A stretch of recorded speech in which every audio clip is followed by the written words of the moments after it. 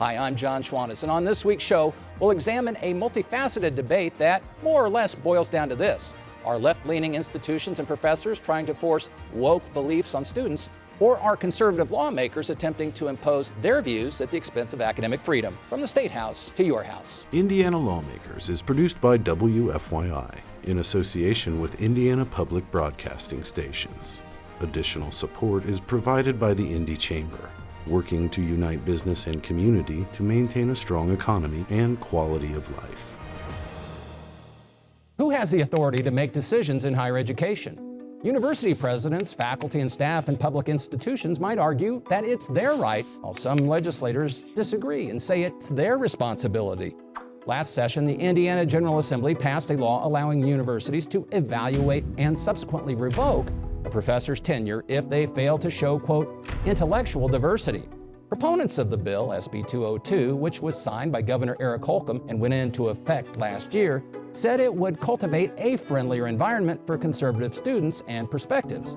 Several universities and organizations, such as the ACLU, voiced concern about the law's subjectivity and its potential to limit faculty's right to free speech. In 2024, demonstrations focused on the war between Israel and Hamas inflamed both anti-Semitic and anti-Muslim rhetoric nationwide.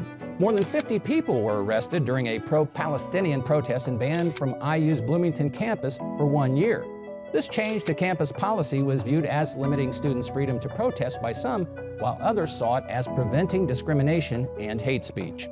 And higher education is not free from the recent purge of DEI programs across federal and state organizations. In February 2025, the U.S. Department of Education sent a Dear Colleague letter clearly outlining that educational institutions receiving federal dollars cannot use race as a factor in admissions, hiring, promotions, and programs. Similarly, state legislators have authored bills requiring schools to post diversity, equity, and inclusion curriculum publicly online. I am pleased to welcome Republican Senator Jeff Raatz of Richmond, chairman of the Senate Committee on Education and Career Development. Democratic Representative Ed DeLaney of Indianapolis, a member of the House Education Committee. Republican Senator Greg Goode of Terre Haute, a former chief lobbyist for Indiana State University, who now serves as ranking member of the Senate Committee on Education and Career Development. And Democratic Representative Matt Pierce of Bloomington, whose district encompasses Indiana University Bloomington, where he's a member of the faculty. Ronald Reagan type question. Are Indiana's public colleges and universities better off today than they were, say, the past decade or so? Are things moving the right direction or not? Well, I think so. It begins with the tremendous generosity that the state of Indiana has invested in higher education to the tune of hundreds of millions of dollars that have helped transform campuses across the state of Indiana over the last decade. Those physical campuses help attract students both from within the state of Indiana and outside of the state of Indiana. And it helps position those campuses to fuel the Indiana workforce and economic priorities for the state. But I think the perception of higher education has diminished in all candor over the last 10 years for a host of reasons, many of which have probably been spurred by some anti-higher ed rhetoric, but in part also by some decisions that have been made a time or two amongst the public universities. But I believe that the higher education system in Indiana has really never been stronger, and I think the future is very bright. Matt Pierce, do you share the assessment that we're better off, say, than we were 10 years ago? I think the universities are delivering very good quality for their students, but I do think that universities feel under siege right now. It seems like in a lot of ways, we've become a punching bag for some people. We're just accused of being anti-Semitic, of indoctrinating students. I mean, there's all kinds of allegations which I don't think are supported by the facts, and we get legislation then that kind of results from that, I think, false perception of what's happening on our campuses. Senator Raatz, how about that? What did you sense the perception is of the public institutions in our state? I tend to agree with Senator Goode. I think the higher ed institutions are functioning well. I believe with the new vertical that the governor set up with Katie Jenner over both K-12 and higher ed sets the state in a position where we're not operating in silos. And so generally speaking, government operates in silos. And so this eliminates that to some degree. And so preparing students to head to college is happening now in a more direct way because of that alignment. So there are some good things happening in the state that are just getting started. We can talk about some of the things that have happened on some of the campuses, the anti-Semitism. I'd like you think back to the late 60s in UC Berkeley in Ronald Reagan, in some of the things that happened there, I think, are equivalent to today, and that would be there's no reason to allow anybody to break the law or destroy a campus because of protest. There are ways to do it and ways not to do it, and that's part of what the battle has been in the last year or so, or 2 years when we talk about some of the things that happened. I'm thinking specifically of IU campus, but honestly, my personal belief is that the president handled it well, and the governor, I think it was last year, set it down and said, no, we're not going to do it this way. We're going to do it. If you want to protest, that's great, but we're not going to destroy the campus or buildings while doing it. And the Board of Trustees, in a split vote, did impose a new, or adopt, I should say, a new expression policy, which proved controversial. John, I really get exercised about this. There was no destruction on the IU campus. There was none. I went to Dunn Meadow after 2 arrests occurred, 2 raids on that protest, and I watched what was happening. There was no violence. There was no intimidation. It was interesting. You had the Chabad House across the street from the protesters. The pro-Israel forces were blasting their music. The protesters in Dunn Meadow were blasting their music back. But there was no interaction. There was no violence. There were no threats. And, you know, the university claimed that Dunn Meadow was somehow damaged. That was a pretext so they could put a 10-foot fence around the entire Dunn Meadow and keep anyone from going in there. So I really have to object to this characterization. I think that what happened is people watch things happen in Columbia or UCLA, and they assumed that was happening at IU, and it was not. Well, speaking of a graduate of an institution that's gotten a lot of attention, you're an Ivy Leaguer. I want to ask you to weigh in on Harvard's handling, but as long as Senator Raatz brought this up, what's your take on how the presidents of our public institutions have dealt with these issues of expression and the highly charged debate surrounding the terrorist attacks of October 7th of last year? Well, I guess I could caricature. I think my friends from Purdue have acted very sainted and holy, as if they have no problems and everything's under control. It's partly because of the mix of students. They have a different group of students. We got humanities and social science students at Bloomington. We don't have so many of those at Purdue, so schools are going to behave differently.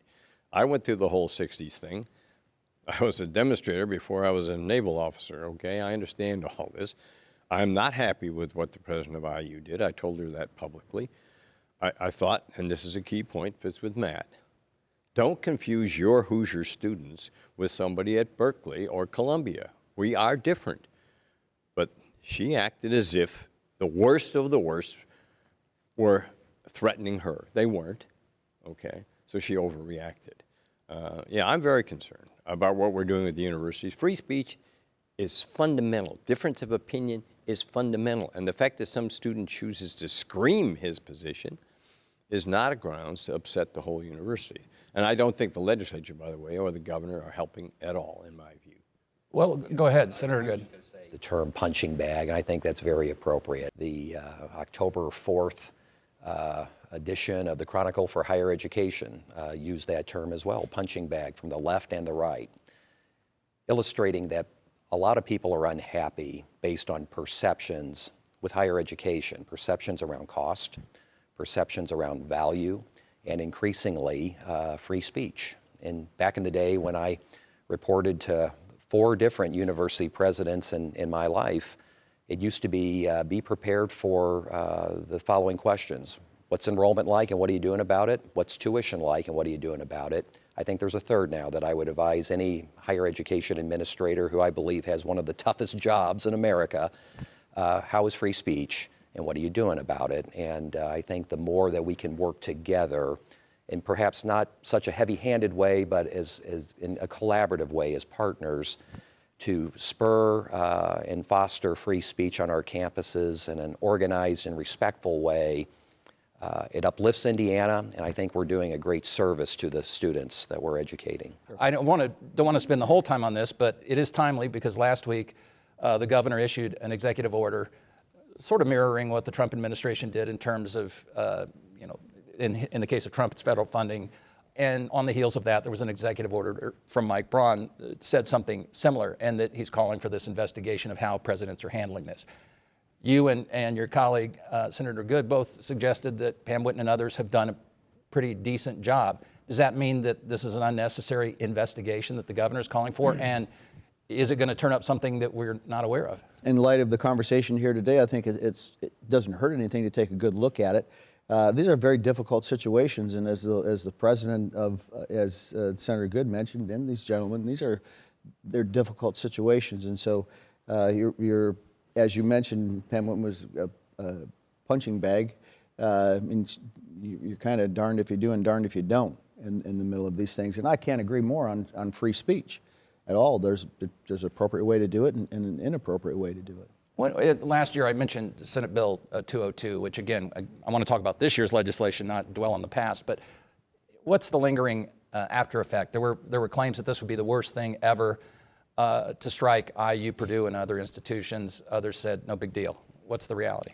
Well, I think there is a chilling effect. I mean, right now, I think at the university, they're still in the process of putting in place the policies that implement the law, and that involves the school level as well as the university and campus level. And I can just tell you, I was speaking to a graduate student the other day in another department, and she said, our professors will no longer discuss any current events or controversial things. And this is in a public affairs class, right? And she felt really frustrated about that. And the only way I think you explain that is that just some professors are like, I'm just not going to go anywhere near anything that might be controversial or get someone upset because I'm going to have a complaint filed against me, and who knows what happens from there. And so I think there has been a chilling effect from that legislation. Tenure is tied to a large extent to it in a way that it wasn't before. Senator Goode, is that what you're hearing from your former colleague? I would respectfully disagree. I've taught state and local government, some other political science courses, and I think there is a way. One of the greatest compliments I have received from students is, Professor Goode, which party do you align with? I think that I take that as a tremendous compliment, because I think if you do your job in presenting both sides in a neutral way, you can tackle the complex issues facing our great democracy in a way that spurs that intellectualism, and that critical thinking that we want from our students. I tell you, the thing that interested me the most about that legislation, and ultimately I voted against the bill because I thought the way to go about it was to focus more about trustee appointments, frankly, because the trustees are the drivers of the policy of the university. But ultimately it's about tenure review. Quality, academic quality, how are you producing the output that uplifts the quality of the institution where you work? And I thought that was probably the single most important highlight of that legislation. Is the issue of student expression, faculty expression, pretty much now in the rearview mirror, or is this just the new normal? It's in the front. I can't count the number of bills that give a role to the Attorney General or some other investigative agency. Some of the bills that are coming over from the Senate have all kinds of roles for the Attorney General, all kinds of investigations to be done. If you're thought to have done something that's a DEI, then you can be appealed and reappealed. The Attorney General has a role. So no, we're going to investigate that place. That's what we're giving the universities. How many investigations would you like? And that includes the governors. We all know what happened. And actually, we know what didn't happen at IU. There were no big riots, no buildings were seized, nobody was killed or wounded. We know what happened. So the idea of having the Commission for Higher Education, which has no background in investigating anything, assign it the task of investigating the university is not going to lead to comfort, not going to lead to free speech, not going to lead to students being happy. So, I just think we're just beginning this. In my view, it's a sort of a watered down version of McCarthyism, okay? Aimed at the universities.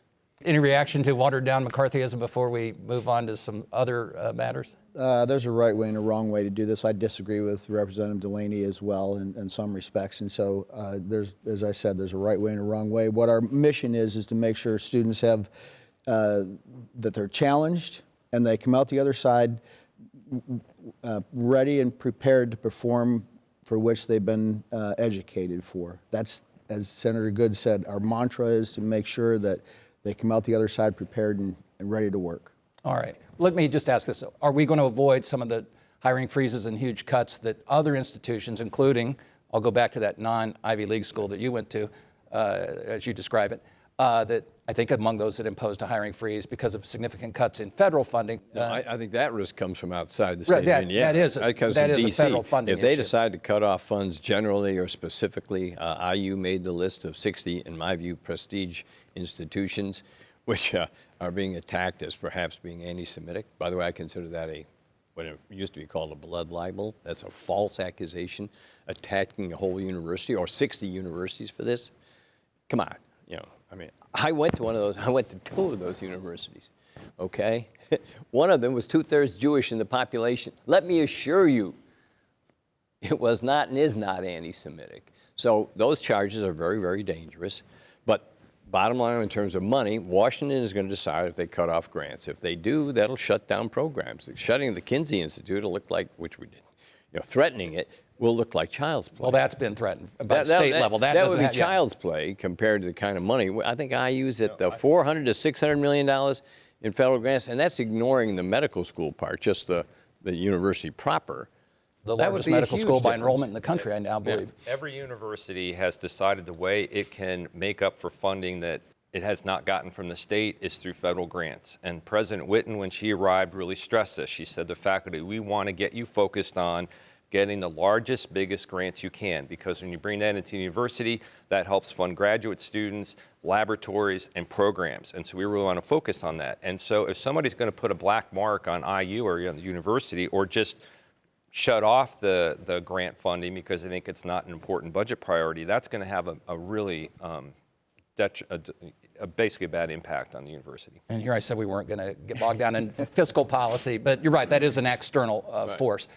Something, Senator Raatz, you said I thought was a good jumping off point. You talked about preparing students for the workforce. And several bills, and we won't get into specific numbers because we'll all get confused that way, but let's say you and your colleague sitting next to you are either author or co-author of several that are, if I had to boil them down, they're about aligning higher education curricula and teaching and programs with the state's economic and workforce needs. Talk about that. Sure. Well, for a long time, there's been something called the FLAME methodology that takes into consideration the up and coming jobs that are, whether it's inside the 4 walls of Indiana or outside. Let's just use AI as one of those things today in the technology field. So making sure that we're not continuing to do what we've always done. We're always looking off into the future and trying to address those things. And that's one of the mantras we've looked at in the K-12 space. We're essentially operating at probably a 1960s diploma structure, and so I applaud. We set the thing in place in legislation a couple of years ago to look at the diploma structure and identify those who are headed off into the workforce and make sure that they're prepared to enter into the workforce, and those who are headed to college. And so, again, kind of realigning everything and taking some bold steps, actually, to change the way that we've done things. And I think Indiana, in a lot of ways, in education right now is at the top of the list. And a shout out to from the very ground level, from the teachers all the way up to the State House, and that's science of reading. We jumped from number 19 to number 6 in the United States in 4th grade reading, and as well in 8th grade. Now, I'm not going to say that the United States is doing extremely well, but Indiana made an incredible jump, and it's just beginning to make sure that our kids begin at the very level, again, back to that vertical we talked about, prepared to go off into higher ed and be successful. And a lot of this notion of, in fact, you call it, I think, in one of your bills, return on investment summary. Right. You want to actually do this study, and then you want universities and the agencies involved to publicize this. So make it very much of a dashboard or user-friendly so students can say, oh, this is the credential I would need for this. This is the likely salary. This is the likely debt. Why is that so important, would you say, Senator? Well, it seems to me that Indiana, where we stand right now, is one of the most consequential states in the Union around national and economic security advancements, life sciences, human, animal, plant sciences, microelectronics, quantum computing, which leads to greater advances in artificial intelligence. Indiana right now is punching way above our weight in these different places.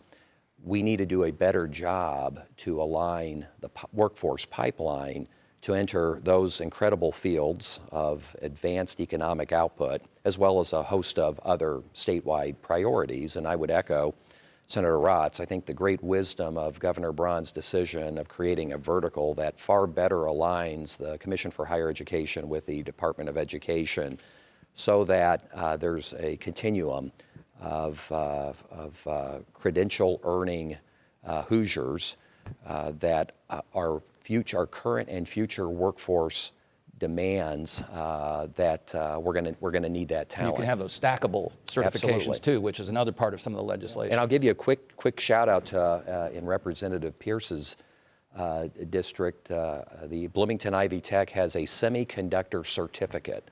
An individual can go to that Ivy Tech not even knowing what a semiconductor is and can learn and earn that stackable certificate that could lead to an associate's degree and beyond. Matt Pierce, for those of us who graduated with political science degrees or journalism degrees or poetry, history, philosophy, do you worry that they're not going to fare well in some sort of return on investment scenario? And if so, what does it mean for the students who might change the world through their poetry or their philosophy?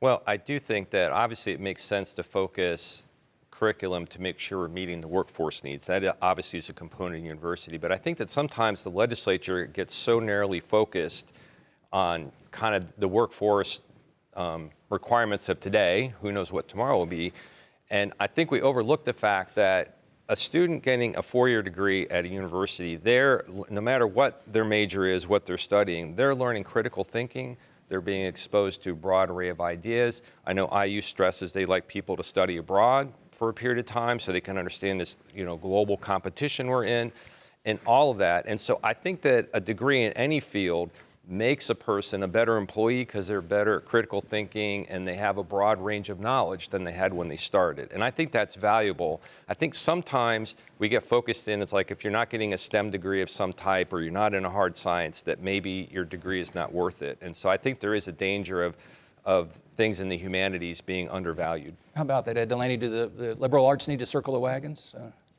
Well, I think they're being largely ignored. I think we're totally off topic. I think we're into data. We're data crazy. We're going to have dashboards for everything. We all know doctors make more than ditch diggers. We don't need to spend millions of dollars doing this kind of data analysis. There's national studies. There's employment agencies. I see ads on TV telling me what I should do for a living. So I think we're spending a lot of time on that stuff, and we're not looking at what our real weaknesses are. So here's 2 examples. We don't have enough law schools. We have a shortage of lawyers, especially lawyers who are willing to be prosecutors, public defenders, who are not going to make a huge living. We have a shortage of these people. We've begun some steps to help with prosecutors and public defenders. We need a law school in Northwest Indiana. We lost one when Valparaiso Law School closed down. That's something we could contribute to the universities. We need to take a positive approach. How can we help you? I've been on Education and Ways and Means on and off for 16 years, never seen a single person from the faculty of the education departments, the teacher training departments. Not seen one of them, almost never heard a reference. We don't have enough teachers. Why are we focusing on data about what jobs are good when we need more people in those schools? What can we do? We need to have the universities come to us and say, help me, and then we need to give them the help. Jeff Raatz. Yes, sir. I agree to some degree. We certainly should look at the jobs of tomorrow and even the wages. I mean, to help someone make a informed decision, even at a young age. The only caveat that I'll give is I do struggle somewhat in making sure that someone has abilities, innate abilities, in my opinion, that they're part of who they are. Mine administrative, and so I function there well, and so. Helping inform people, but I want them to do what really they will thrive at because it's part of who they are, who are they created to be, I like to say it that way. But data, I disagree somewhat. Data is incredibly important. We can put it out there, but that doesn't make someone go in that direction. They need to really follow who they are and end up getting into that place.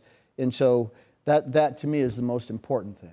We may be winding down, but one other, your bill that you authored, and you were co-authored, so I guess I should spread the cheer, would in fact make sure that there isn't overlap. I presume that's shorthand, so that the Commission on Higher Education would review any new program, any new campus, any new school, and then go back at least once every 10 years. Why is that important? And also, you had, in that same legislation, had proposed ensuring that at least 50% of freshman students would be from Indiana. You've backed away from that, but now there's a reporting mechanism. Yeah. Real quick, what are you trying to achieve with that legislation? Sure. Well, first and foremost, creating that additional alignment between the K through 12 to various post-secondary opportunities.